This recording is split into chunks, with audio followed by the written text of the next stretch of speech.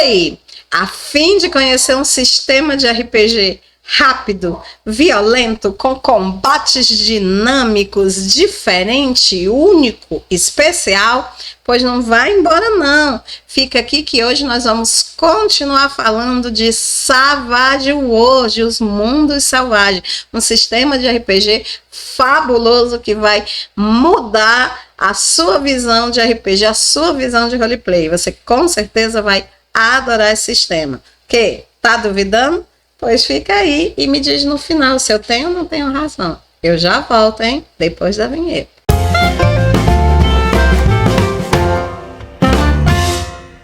Oi, seja bem-vindo ao canal Fessora Nerd. Eu sou Francinete Coutinho e este é mais um vídeo para o quadro Os Dados do Mestre. Hoje falando de um sistema de RPG fabuloso, o Savage Worlds. É um sistema muito bom pelas suas características únicas, pela sua velocidade, pela sua violência nos combates rápidos, efetivos. Você não precisa ficar horas e horas jogando dados, não. Savage Worlds veio para liberar a sua roleplay, para você ter mais tempo para se dedicar ao que realmente interessa em RPG, que é viver a aventura, tá? Sem perder, é claro, a emoção, a beleza dos combates que queiram, né? Os narrativistas ou não, os combates também fazem parte da experiência no RPG. Não é só interpretação, né? Bater de vez em quando também precisa para levantar o nível do grupo, para dar aquela emoção, tá? Então, a experiência, ela é completa. E em Savage Worlds, ela é rápida e ela é violenta. Você vai ver o RPG como você nunca viveu, tá bom? Então, se você já tá aqui acompanhando essa playlist comigo, você sabe que essa não é o primeiro vídeo, muito longe disso, tá? Eu já fiz, esse é o terceiro bloco. No primeiro bloco eu falei a respeito dos conceitos básicos de Savage Worlds, tudo que vem de diferente no sistema. No segundo bloco eu falei a respeito da criação de personagem, o passo a passo, para quem nunca fez uma ficha de personagem em Savage Worlds, poder tirar suas dúvidas. E esse terceiro bloco nós estamos falando a respeito das regras de combate, exatamente a parte que realmente deixa mais dúvidas em qualquer sistema de RPG, que é a parte de combates, né? Esse não é o primeiro vídeo sobre combate, mas não fica preocupado não, porque eu deixei 2 links aqui no card, tá? Um vai levar para as outras playlists, a de conceitos básicos e a de criação de personagem, e o segundo vai levar para o início dessa playlist, onde você vai ver os outros vídeos, onde eu falo a respeito das regras de... Eu já falei a respeito de cartas selvagens e extras, testes de característica, eu já falei a respeito dos ases, das ampliações, das tentativas não treinadas, dos tipos de rolagem, eu falei a respeito do dado selvagem, dos benefícios, né, os famosos benes de Savage Worlds, tá? Falei a respeito da utilização dos grind, né, das matrizes de combate. Falei também no último vídeo a respeito do uso dos aliados no combate, da iniciativa, do baralho de iniciativa. Eu falei a respeito da contagem regressiva, né? Como é que a gente inicia e como é que a gente desenvolve o combate em Savage Worlds. Falamos também a respeito do uso do Coringa, de guardar ações, né? A chamada regra do aguardando. Nós falamos também a respeito de ataques surpresas. E hoje nós vamos continuar, tá, falando sobre muita coisa legal. Falei muita coisa, né? E você perdeu tudo, corre lá, não pode perder não, porque se perder você fica voando. Mas que caiu aqui de paraquedas, não sabe do que eu tô falando, não sabe o que é RPG, mas ficou interessado? Tem outro link aqui na descrição que eu vou falar a respeito de RPG para iniciante. Vai lá e lá você vai saber o que é RPG, todas as regras necessárias para começar a jogar e quem sabe até se tornar futuramente um narrador de RPG. Vai lá dar uma olhadinha, tá bom?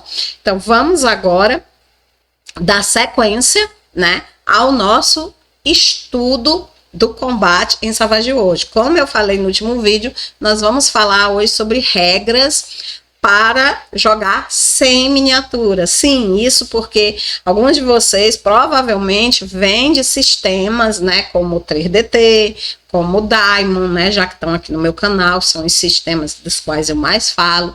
E esses sistemas normalmente foram desenvolvidos para se jogar sem o uso da matriz de combate. Dá para usar matriz nesse sistema? Dá, mas não é vital, né? O sistema não gira em torno dessas matrizes. Já no caso Savage World, sim, ele foi desenvolvido para ser utilizado com as matrizes de combate. A ausência da matriz de combate, ela causa, sim, danos à experiência de se jogar Savage World, isso é um fato.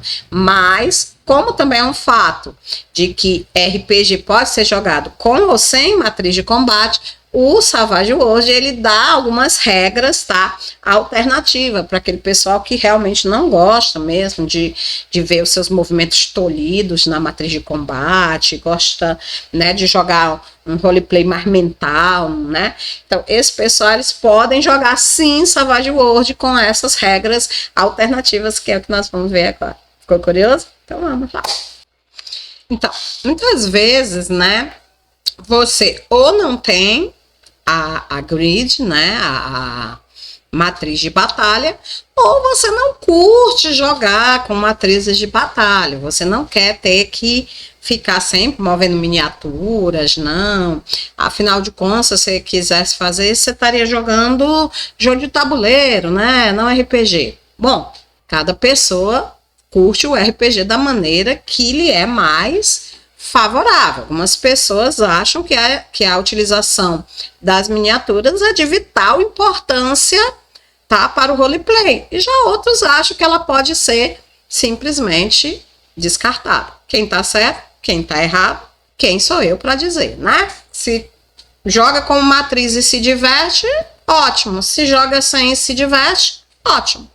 A história tá funcionando, o roleplay tá sendo realizado, os objetivos estão sendo alcançados, tá todo mundo feliz no final da campanha, então valeu a experiência, né? Mas no caso Savage World, existe a utilização de miniaturas. A gente viu que a grid, ela é de 28 milímetros de lado, cada quadrinho na grid, a gente viu no vídeo anterior, é só, se não lembra, é só você voltar lá e ver de novo, cada quadrinho é equivalente a 2 metros, tá? Então, como é que a gente faz para representar? Qual é a grande dificuldade para jogar sem as miniaturas? A visualização, né, pessoal? Duas coisas são interessantes na questão da visualização. A distância, tá? E os chamados ataques de área, tá bom? Os alcances. Então, a gente tem que tomar muito cuidado quando a gente joga sem miniatura na questão da distância e na questão do alcance. Quando você joga na miniatura, cada quadrinho é equivalente a 2 metros. Então, você só pode atacar em ataque físico aquela pessoa que está no quadrinho adjacente ao seu, tá? Senão, para realizar um ataque a 2, 3 quadrinhos de distância, você vai ter que ter uma arma com alcance, né? Ou então magia, usar magia, tá? E a magia vai ter que ter o alcance equivalente à quantidade de quadrinhos em metros, né? Agora, como é que a gente faz tudo isso na nossa cabeça, sem ter uma grid, sem ter, né, uma matriz de batalha, sem poder ver, tá? Então, dá para fazer? Dá, tem um cenário que faz, um narrador que já é experiente fazer esse tipo de coisa. E aqui tem algumas dicas, algumas regras para os que não são, tá bom? A questão da distância, aí o mestre, ele vai ter que realmente olhar e ele vai ter que realmente usar o bom senso, tá? Ele vai ter que ficar muito observando o cenário em si, e a gente precisa aqui que o narrador ele tenha uma observação de área muito boa. Por quê? Porque tem jogador que vai querer, evidentemente, se beneficiar do fato de que o narrador não pode estar com os olhos em todo mundo ao mesmo tempo.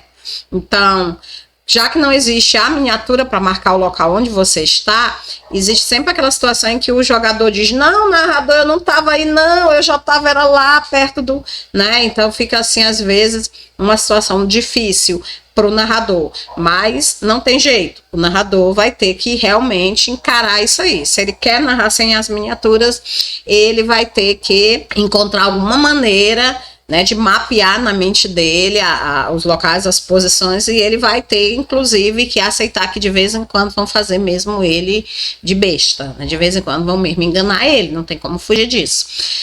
Por mais que ele se aprimore tudo, né, vai ter horas que o jogador vai dizer, não, eu tava, e vai ter o colega na mesa que vai dizer, ele tava mesmo, e aí fica 2, 3 contra a palavra do narrador.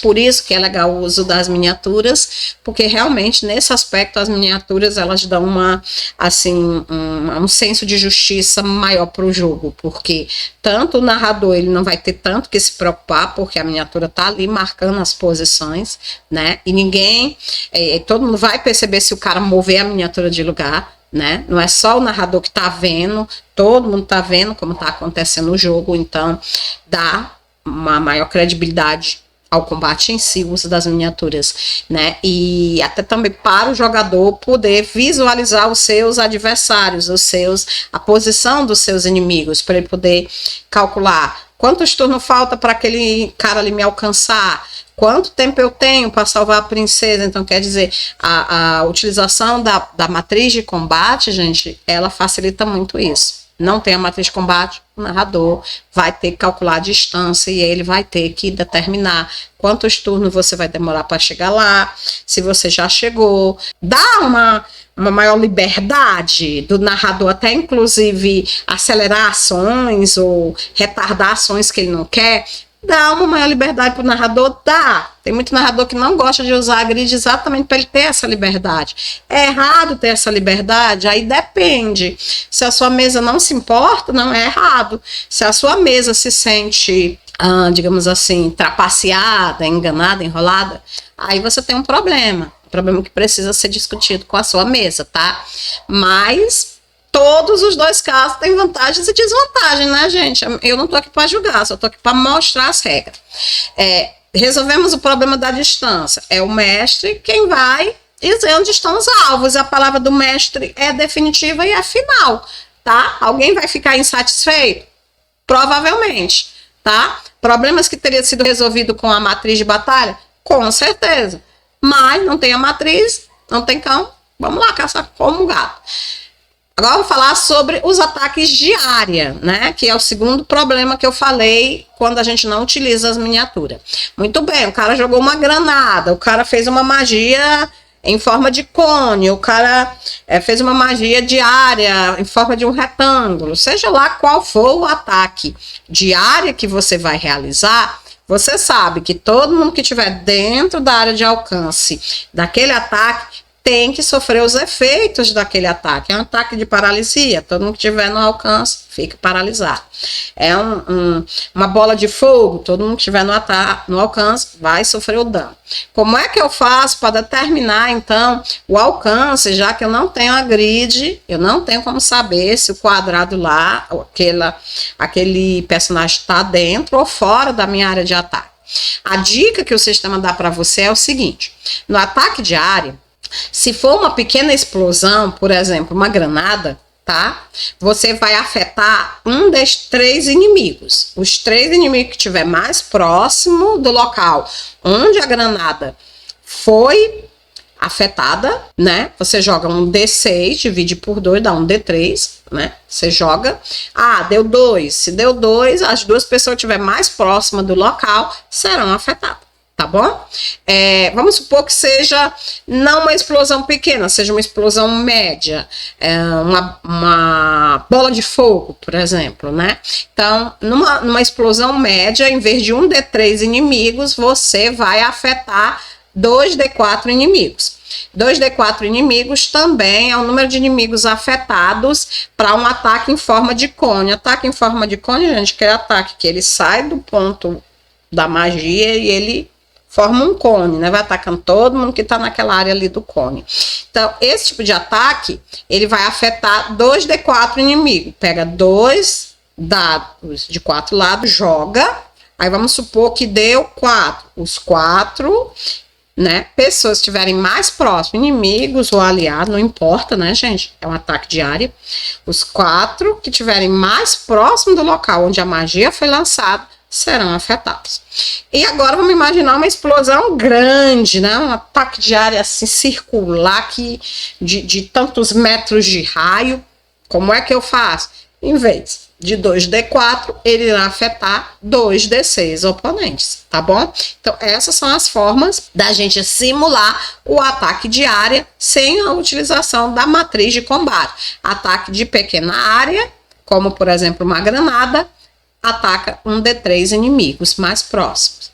Ataque médio, forma de um cone, por exemplo, afeta 2d4 inimigos mais próximos. E um ataque circular de área, com tantos metros, né, de raio, ele vai afetar 2d6 oponentes, né, que estiverem mais próximos. Então, essa é a forma que existe para você simular a distância e simular os seus ataques de áreas sem a utilização das miniaturas. A minha dica é: vai aí jogando, usando essas regras e vai adquirindo as miniaturas, agride devagarzinho, para você viver também a outra experiência que é jogar Savage World usando as miniaturas, tá bom? E se você já tem as miniaturas, experimenta jogar pelo menos uma vez. Com certeza é diferente de outros jogos que usam miniaturas, tá? E você com certeza vai gostar da experiência.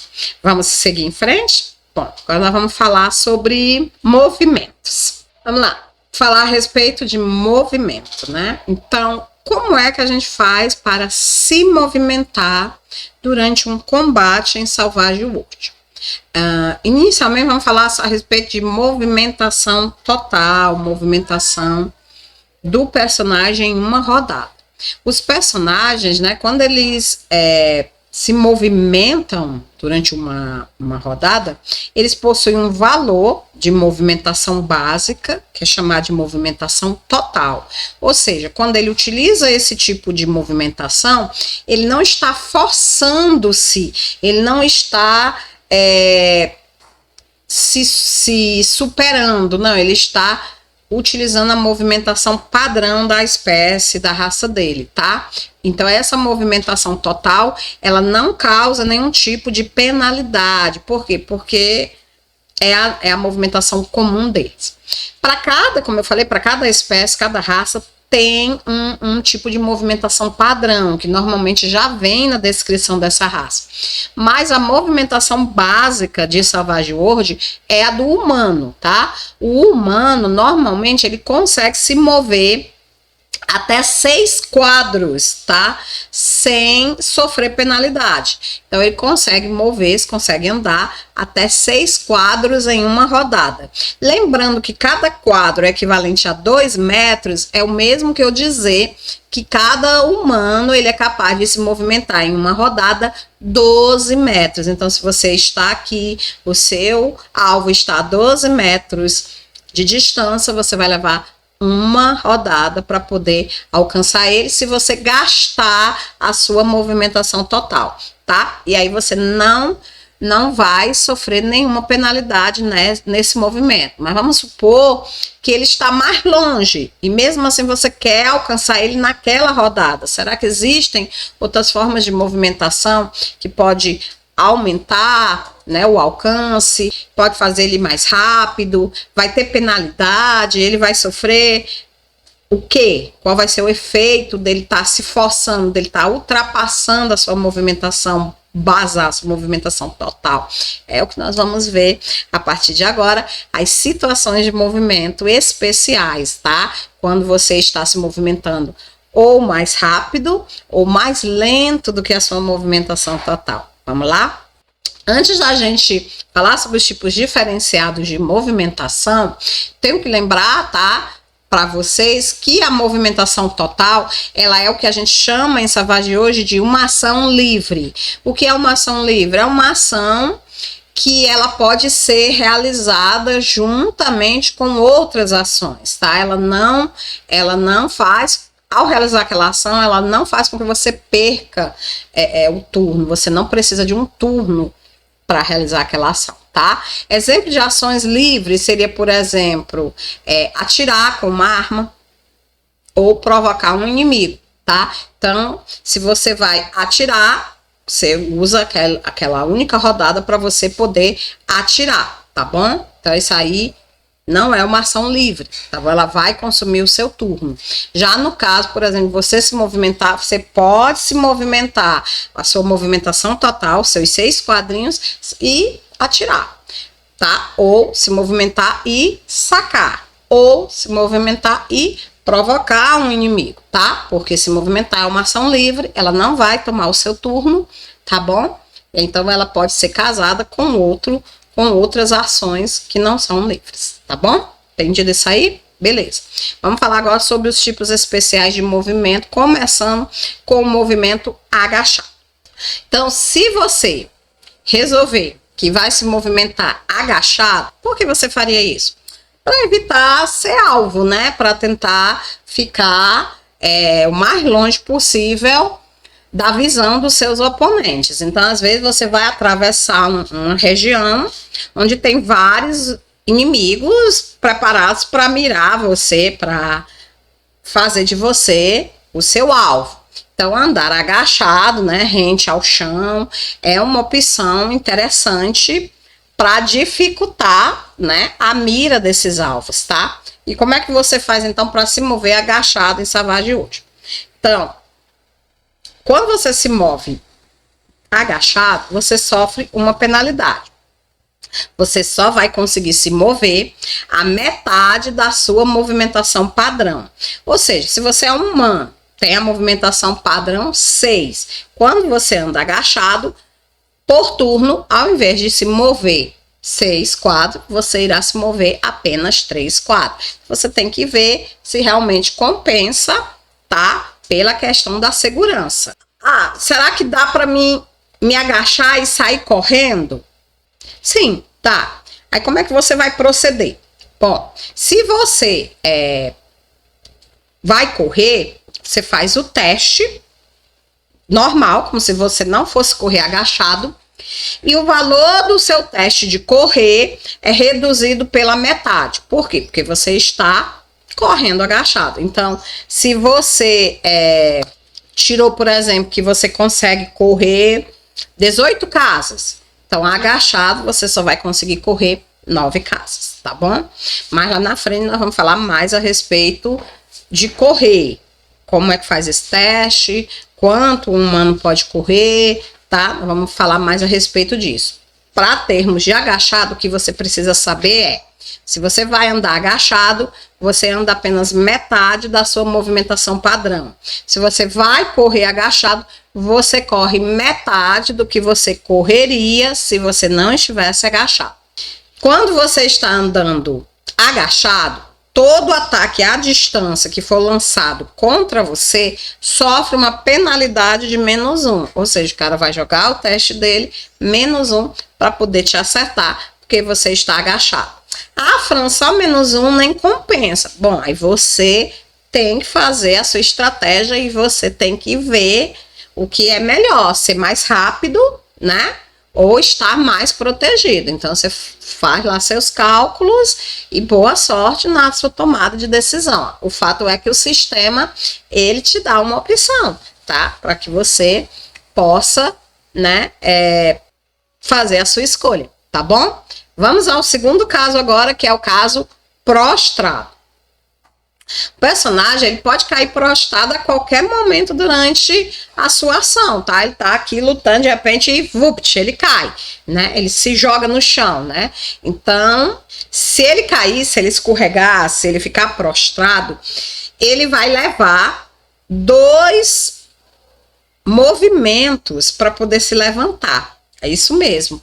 Então, se ele se movia 6 casas e caiu prostrado, ele vai se mover 2 para se levantar e só vai poder se mover 4 casas. Então, a pessoa que está prostrada, que vai se levantar e sair andando, ela vai ter um redutor de 2 na sua movimentação padrão. Se ela se movimentava 6, como ela partiu da posição de prostrada, ela vai se movimentar somente 4. Tudo bem? Então, isso aí é a penalidade que você sofre por estar prostrado.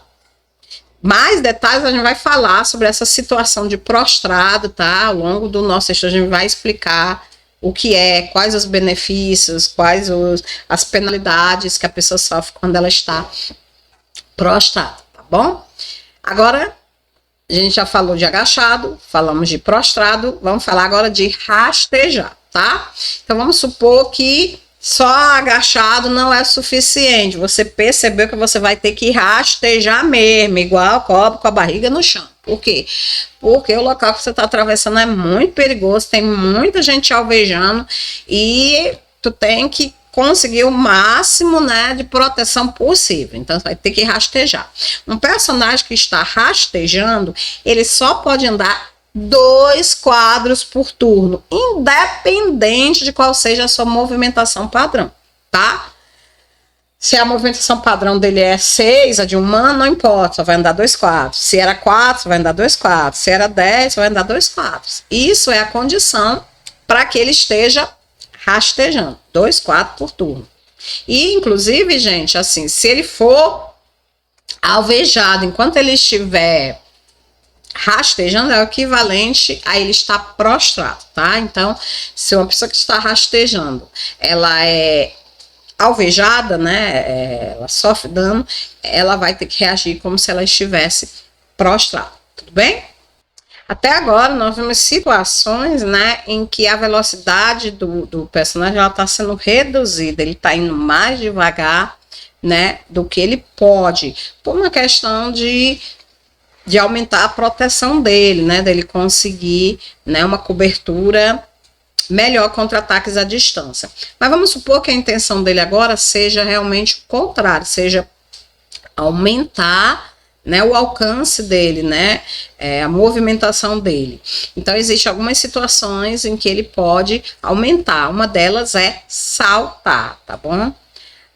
Para saltar, né, ele pode saltar um quadro horizontalmente, né, em linha reta, tá? De um ponto em que ele esteja parado até 2 quadros à frente, tá bom? Mas para isso ele vai ter que tomar um pequeno impulso. Então, se ele está parado num quadro e ele quer saltar horizontalmente 2 quadros para frente, ele toma um impulso e ele salta. Ele pode fazer isso de forma natural durante uma rodada. Uma rolagem bem sucedida de força, né? Vamos supor que ele queira aumentar esse desempenho. Então, ele vai pedir ao narrador um teste de força. Se ele fizer esse teste e ele for bem sucedido, aí ao invés dele saltar os 2 quadros, ele poderá acrescentar um quadro extra, ou seja, ele poderá saltar 3 quadros. Então, veja aí, né? Em termos de números, tomando impulso de forma natural, ele pode saltar 2 quadros, que é equivalente a 4 metros. Se ele fizer um teste de força, para ele dar tudo de si, dar o melhor de si, ele acrescenta mais um quadro, ou seja, mais 2 metros, ele consegue saltar até 6 metros, 3 quadros, tá? Se ele for bem sucedido. E se ele falhar, Fran? Se ele falhar, ele salta só, né, os 2 quadros normal mesmo, só os 4 metros normal, tá bom? Não é porque ele falhou no teste de força que o salto dele vai ser anulado, não, tá? O teste de força é só para melhorar o desempenho dele, não para validar, né? Qualquer pessoa pode saltar, né? Se ela tiver 2 pernas, ela pode tomar um impulso, pode saltar, sem problema. Não precisa de teste para isso, narrador, pelo amor de Deus, não faça um negócio desse. Beleza, mas vamos supor que ele vai fazer todas essas ações em um terreno acidentado, né? Se não bastasse ele estar sendo alvejado por inimigos, não bastasse, né, ele tá em um campo aberto, o campo ainda é acidentado. Que é acidentado, Fran? Cheio de altos e baixos, né, gente? Cheio de altos e baixos, né? Tem subidas e descidas pelo terreno. Então, como é que ele vai proceder? Exemplos de terrenos acidentados. Terreno com lama, ladeiras, terreno com neve, tá? Esse tipo de terreno, eles têm um problema muito grave. Eles retardam a movimentação do personagem. O personagem fica mais lento, tá? Porque ele tá atolando na neve, porque ele tá, né, tá escorregando, tá atolando na lama, tá escorregando na neve, né? Ele tá tendo que subir e descer, tá gastando energia, né? E isso vai diminuindo a velocidade dele, tá? O que é que você vai fazer em termos de jogo? Você vai contar cada quadro do terreno acidentado como se fosse 2 para propósito de movimento. Então, se ele está subindo uma ladeira e a movimentação padrão dele é 6 quadros, ele vai subir só 3, porque cada quadro na ladeira vale por 2. Se é na neve, do mesmo jeito, na lama. Então, se o terreno é acidentado, tá bom? Cada quadro do terreno acidentado vale por 2. É um equivalente a você dizer que vai dividir, né, a movimentação dele por 2, Fran. Não é.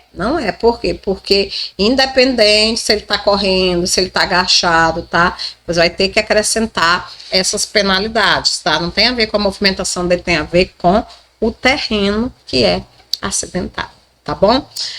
Eu vou correr logo, eu não quero nem saber se eu tô sendo alvejado, se o terreno é acidentado, eu vou correr. Como é que eu faço para correr, professora? Vamos ver aí como é que a gente faz para correr. Então lá, correndo. Se o personagem vai correr, ele pode adicionar, né, um D6 de quadro por turno. Então, quando ele corre, ele pode adicionar até um bônus de um D6 4. Isso é muito legal, principalmente se você tirar um 6 no D6, né? É claro que você pode fazer todo esse esforço e o D6 dá pio. Acontece. Mas a ideia, o interessante do correndo é aumentar suas probabilidades, é aumentar as suas possibilidades de chegar até o seu objetivo.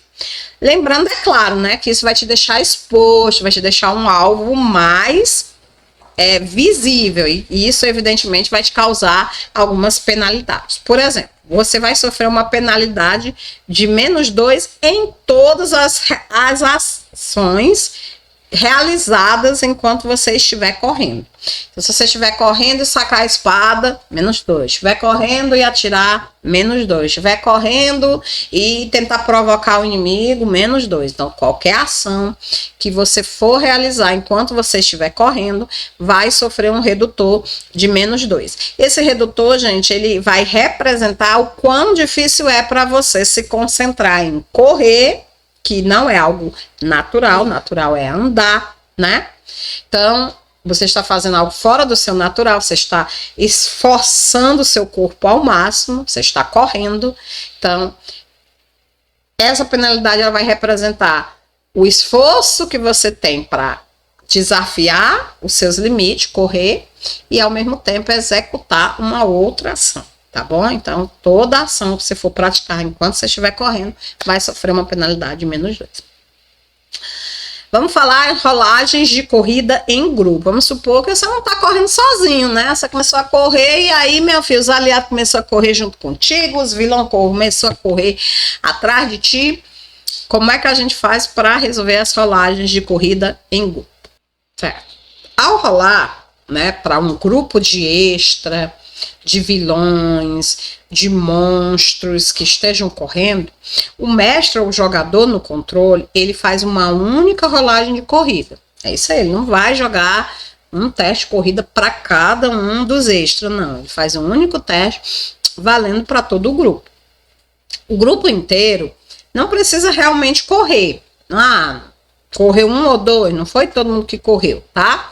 Isso é apenas um modo conveniente de poupar tempo no calor da batalha, tá bom? Então, para que, vamos supor, tem lá um grupo de 10 extras, aí, em vez de você jogar 10 testes corridos, você joga um teste e aí você vê quais você realmente vai fazer correr contra o inimigo. Você joga o teste primeiro, depois você decide se você vai querer usar aquele teste para todos os representantes do grupo ou se vai correr só um ou outro. Vai depender da sua estratégia, da estratégia dos seus oponentes e de tudo mais que vai acontecer, tá bom? Então, gente, essas são as regras para correr, essas são as regras para movimentação. Mas se a gente correu e se a gente se movimentou, é porque a gente queria fazer alguma coisa, a gente queria realizar uma ação. E é exatamente sobre o que nós vamos falar agora. Nós vamos falar sobre ações. Os personagens, eles realizam ações quando as suas cartas surgem a cada rodada. Lembra que a gente puxou as cartas lá do baralho da iniciativa, então à medida que as cartas da iniciativa vão surgindo, você vai anunciando as ações que você vai praticar, né, durante aquela rodada, durante aquele turno. Um personagem, ele pode se movimentar e efetuar uma ação regular ao mesmo tempo. O que são as chamadas ações regulares? Atacar, correr, conjurar um feitiço e assim por diante. Ao praticar essas ações, ele não sofre penalidade. Então, quer dizer, eu posso correr e sacar minha espada, sem penalidade. Correr, a minha espada já estava na mão quando eu corri. Atacar, sem penalidade. Correr, atirar, sem penalidade. Correr enquanto eu lanço uma magia, sem penalidade. Correr é um movimento, é uma ação livre. E essas outras ações, atacar, correr, conjurar, são ações regulares. Eu posso casar uma ação livre com uma ação regular no mesmo turno. Eu posso praticar duas ações livres no mesmo turno. Posso praticar uma ação livre e uma ação regular. Não posso praticar duas ações regulares. Ou seja, eu não posso no mesmo turno sacar e atacar. Não. Mas eu posso atacar e me movimentar se a arma já estava na minha mão. Ou eu posso sacar e me movimentar, guardar para atacar na próxima rodada. Então é assim que funciona as ações em Savage World. Queria que fosse só isso, mas tem umas peculiaridadezinhas que a gente vai discutir agora. O personagem, ele pode efetuar uma grande variedade de ações, né? As ações mais comuns são fazer testes de vontade, usar um poder, ou atacar com as perícias atirar ou lutar. Essas são todas cobertas nos próximos exemplos que eu vou dar agora. Então, como eu estava falando, né, as ações simples, como preparar um item, sacar uma espada ou outras tarefas rápidas, normalmente levam uma ação. Ações mais complexas, como acender uma tocha, vasculhar dentro de uma mochila, quando você está procurando um item muito pequeno, exigem um número aleatório de rodadas, como por exemplo um D6 rodadas. O mestre, ele tem sempre a palavra final. Então o mestre pode dizer que vai levar 2 turnos para você encontrar o isqueiro dentro da mochila, que vai levar 2 turnos para você acender a tocha. Ou o narrador pode ser bacana e dizer que você consegue realizar essas ações em um único turno. A palavra dele é definitiva e final, tá? Então, sempre que for uma ação mais complexa, uma ação que requeira mais coordenação, que requeira mais concentração do que o puro e simples ataque, movimentação, tá? Você poderá ter um número aleatório de rodadas que irá até um máximo de 1d6 rodadas. Vamos falar agora como é que a gente prepara as armas, né? Com ações de preparar armas. Então vamos supor que eu estou numa situação em que vai acabar terminando num combate, mas eu não estou com a arma preparada, não estou com a arma em punho. Como é que eu devo proceder, né, nessas ações de preparação de arma? Primeiro, sacar uma arma normalmente leva uma rodada inteira. Não tem o que discutir.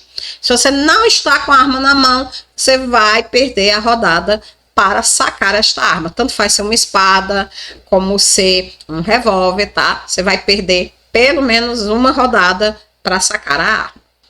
Entretanto, em alguns casos, o jogador, ele pode, né, realizar esse saque de arma de forma mais rápida. Claro que se tem algumas condições. Por exemplo, se você quer sacar a arma rápido, é de vital importância que você saque e ataque ainda naquele turno, você poderá fazer isso, mas o ataque que você desferir com a arma, ele vai sofrer uma penalidade de -2. A gente chama esse tipo de penalidade por ação múltipla. A ideia que se tem é que você está fazendo 2 ações no mesmo turno. E já que você não tem a habilidade de ações múltipla, você tem que pagar uma penalidade por isso. O sistema permite, tá, esse tipo de ação em situações extremas. Então, use com bom senso, não vá ficar usando isso o tempo todo, porque na maioria das vezes isso mais prejudica do que auxilia. Então, se você acha que realmente não vai sobreviver ao ataque do inimigo num turno, que você precisa atacar agora, é agora ou nunca, então você não tem opção a não ser fazer, né, o teste com a penalidade por ataque múltiplo. Mas se você acha que vai sobreviver normal, que você tem como defender do ataque, não faça isso, porque é realmente uma situação extrema, um caso extremo, tá? Então, uma das condições é essa: você saca a sua arma e ataca no mesmo turno, mas o seu ataque sofre uma penalidade de -2. Agora imagine que a situação é pior ainda. Além de você não estar com as armas em punho, você costuma atacar com 2 armas. Então você vai ter que sacar 2 armas de uma só vez. Sacar uma arma de um local complicado também. Por exemplo, a sua arma está num coldre lá no tornozelo ou dentro de um casaco. Essas situações também agravam ainda mais, né, o tempo de realização da ação. Tornam mais complicado ainda o saque. Também, por exemplo, é você sacar uma arma grande, desbalanceada, como, por exemplo, um rifle, uma espingarda. Isso também dificulta, também complica, tá? Todas essas situações ainda infringem uma única penalidade de -2, mas elas exigem uma rolagem de agilidade. Ou seja, se você vai sacar uma arma, qualquer arma, e atacar no mesmo turno, você já tem uma penalidade de -2 no seu teste. Mas, se além de sacar essa arma e atacar no mesmo turno, essa arma ainda está num local complicado, ou é uma arma muito grande desbalanceada, ou são 2 armas ao invés de um, ou seja, você vai sofrer outra penalidade de -2, ou seja, você vai atacar por -4. Ou seja, além de você sofrer a penalidade -2, você vai ter que fazer uma rolagem de agilidade. Vamos supor que você vai lá, faz a rolagem de agilidade e você falha. Então, você sacou a arma, mas você não conseguiu atacar naquela rodada, tá bom? Então, é assim que a gente procede nos turnos de preparação de arma, tá bom? Então, se você não está com a arma na mão, existem essas situações aí que você pode utilizar para ajudar. E já que a gente está falando em ação múltipla, é sobre isso que nós vamos falar a partir de agora.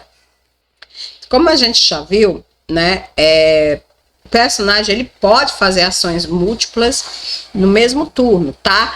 Desde que essas ações sejam compostas por uma ação livre e uma ação regular. A gente viu que a ação livre é aquela que não gasta turno, né? Como, por exemplo, se movimentar, provocar um inimigo, né? Já as ações regulares são aquelas que...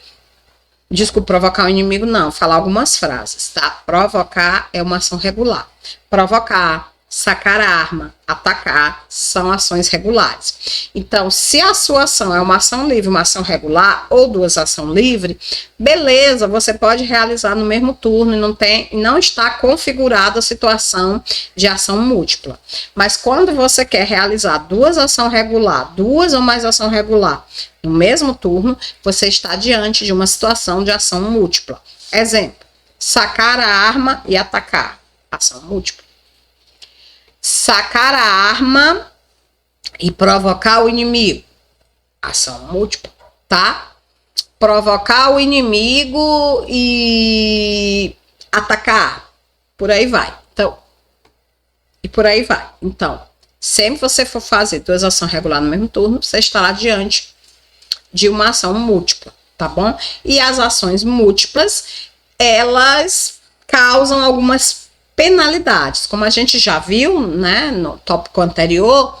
Se você vai sacar, né, e atacar no mesmo turno, configura-se ação múltipla e você ataca com redutor de -2. Mas não é só essa a única situação de ação múltipla. Nós vamos ver agora outras situações em que fica configurada a situação de ação múltipla e que, portanto, o seu personagem ele vai sofrer penalidade. Vamos lá. Quando a gente fala em ação múltipla, 2 regras são extremamente importantes que têm que ser levadas em consideração, tá?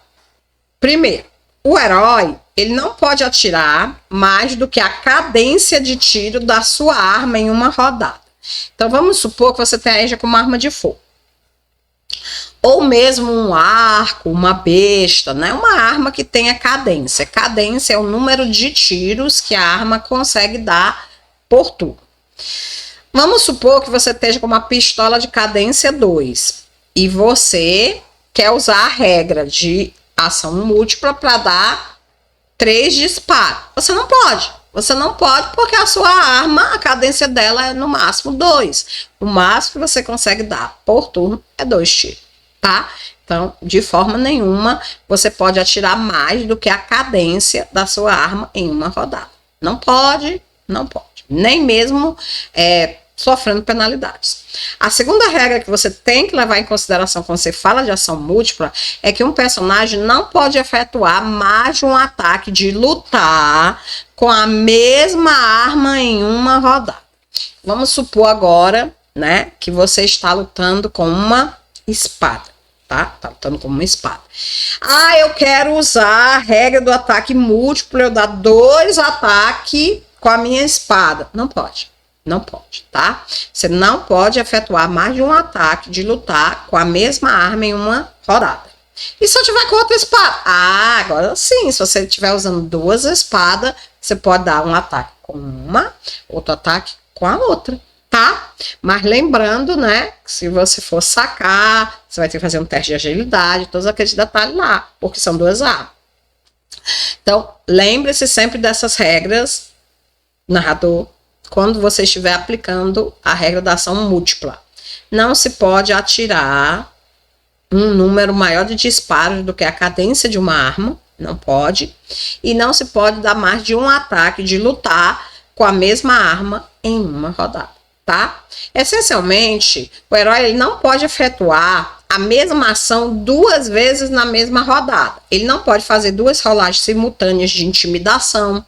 Se ele intimidou a primeira vez e falhou, ele não pode intimidar de novo na mesma rodada, que é isso, não é farra, né? Ele também não pode conjurar o mesmo feitiço, 2 feitiços diferentes na mesma rodada. Ele não pode, tentou conjurar um feitiço, falhou. Ele não vai poder conjurar outro feitiço na mesma rodada, não, ele vai ter que esperar a outra rodada, tá? Então é assim que a gente tem que prestar atenção. Mas ele pode, por exemplo, fazer um ataque de lutar e conjurar um feitiço. Atirar e atacar com a faquinha. Ele pode fazer ações diferentes, 2 ações diferentes na mesma rodada, pagando a penalidade da ação múltipla, tá? Mas mesmo que ele pague a penalidade de ação múltipla, ele não pode fazer a mesma ação, né, 2 vezes na mesma rodada. Não pode, tá bom? Então, isso aí tá definido e discutido. Tem, no entanto, uma situação interessante, que é quando você ataca com 2 facas. Quando você ataca com 2 facas, é a única situação em que você pode dar 2 ataques utilizando a penalidade de ação múltipla, tá? Então, se for com as faquinhas, elas são tão pequenas, elas são tão levezinhas que você pode utilizar a penalidade para dar 2 ataques. Espada, mangal, martelo, machado, todo o resto não pode. E também se você tiver a vantagem frenesia. A vantagem frenesia, ela te permite dar mais de um ataque com a mesma arma no mesmo turno, tá? Então, se você quer fazer isso, eu já aconselho, compra frenesia, tá bom? Para poder você ter esse direito. Cada tentativa de ação adicional em uma rodada, ela vai subtrair de todas as rolagens do herói 2 pontos. Não é só daquela, é de todas as rolagens. Se o aventureiro ele deseja atirar em uma arma, em uma mão, e cortar um inimigo com a espada na outra, ele subtrai 2 do teste da arma e subtrai 2 do teste da espada. Todas as rolagens que ele fizer vão sofrer menos 2. E se enquanto ele atira em um, corta o outro, ele ainda quiser provocar, também vai sofrer a penalidade no teste provocar.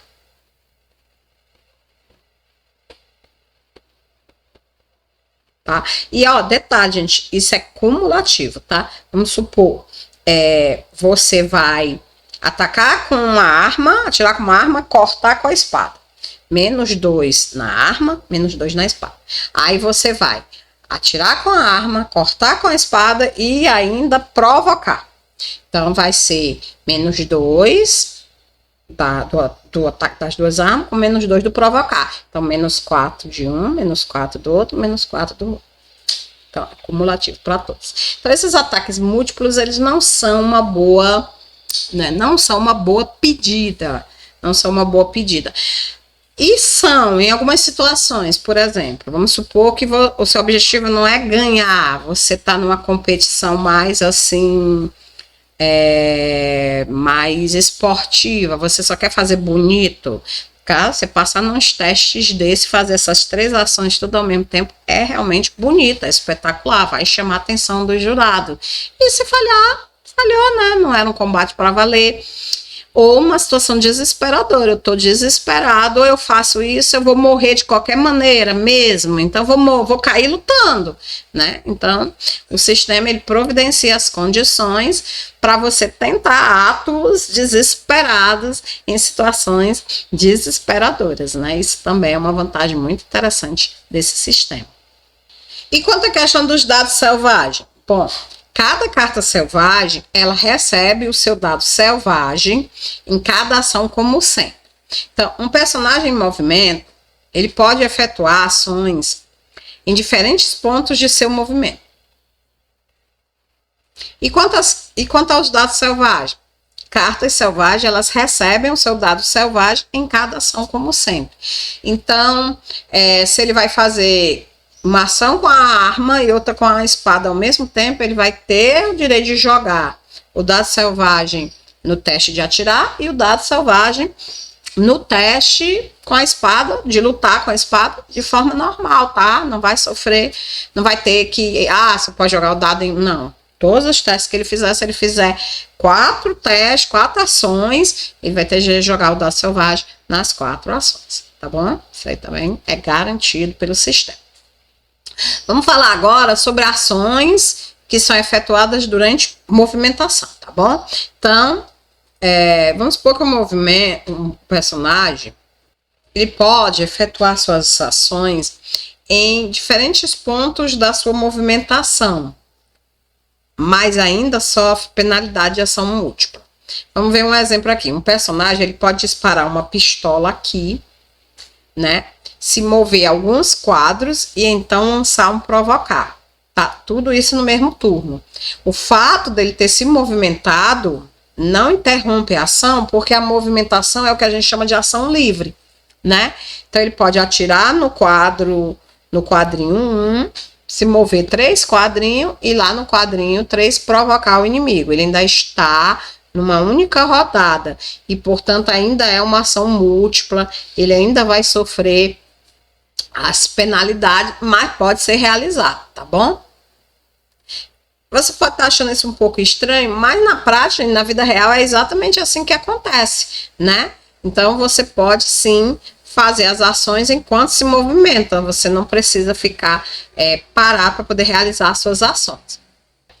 A gente falou, né, que cada carta ela vai jogar o dado selvagem por ação. Então, quando uma carta ela rola múltiplos dados para uma única ação, como, por exemplo, disparar uma metralhadora. Então, você vai disparar uma metralhadora, a metralhadora tem cadência, vamos supor, 5. Aí você vai jogar 5 dados, tá? Ainda assim, você vai jogar um único dado selvagem e não um dado selvagem por cada dado da metralhadora. Não é assim que funciona, tá? Você vai jogar lá os 5 dados e mais o dado selvagem, o D6. Então, se um daqueles dados que você lançou falhar, você poderá substituir pelo dado selvagem.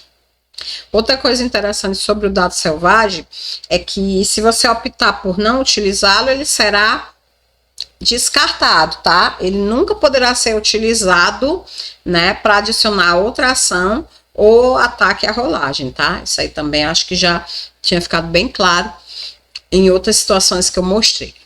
Bom, pessoal, o vídeo tá ficando longo. Eu queria continuar, principalmente porque agora a gente vai entrar no ataque propriamente dito. Mas, para não ficar muito longo, né? O pessoal sempre reclama que eu faço vídeos muito grandes, principalmente o meu marido, ele fala que eu falo demais, que os vídeos ficam muito grandes. Então, a gente vai interromper por aqui. E quando eu voltar, no próximo vídeo, nós vamos falar sobre os ataques, propriamente dito, sobre a essência do combate em Savage World. Mas a gente já aprendeu muita coisa. A gente já está com bem delimitado na nossa mente a maneira de atacar. Se você tá gostando desses vídeos, tá conseguindo entender, tá conseguindo aprender, coloca aqui embaixo nos comentários a sua opinião, o que você tá achando. Fala aí se eu tô indo muito rápido, que eu vou mais devagar. Ou então fala se eu tô indo muito devagar, que eu acelero, tá? A sua opinião aqui nesse canal é muito importante, tá? Deixa sua opinião aqui embaixo, se ficou alguma dúvida, alguma coisa que eu não esclareci, ou se você discorda de alguma coisa que eu disse aqui, se você leu e teve outra interpretação, coloca aqui embaixo para a gente discutir, que essas discussões faz a gente crescer como narrador, faz a gente crescer como jogador, faz a gente extrair o melhor possível de cada sistema que a gente joga. Então é muito bom a gente falar sobre RPG, a gente discutir sobre RPG, mesmo quando a gente já tem um domínio do sistema, a gente acaba aprendendo sempre coisas novas. Então sempre que eu estudo para trazer essas coisas aqui para vocês, eu acabo aprendendo coisas novas, e aí eu já gosto do sistema e eu acabo me fascinando mais ainda pelo sistema, né? Isso aí eu já tinha uma simpatia por Savage World, mas estudando Savage World para trazer ele para vocês aqui, eu descobri muito mais coisas ainda do que quando eu joguei. Então, quer dizer assim, é um sistema realmente incrível, é um sistema realmente fabuloso, que merece realmente que você dê uma oportunidade para ele, tá bom? Eu volto com os ataques, tá bom? Queria pedir para você curtir, compartilhar esse vídeo nas suas redes sociais para que outras pessoas possam ter acesso a esse conteúdo. Pedir também para você se inscrever no canal, ativar o sininho para não perder o vídeo sobre os ataques e, é claro, curtir e compartilhar. Mas obrigada por ter ficado aqui comigo até o final. Fica com Deus e até o nosso próximo encontro. Tchau!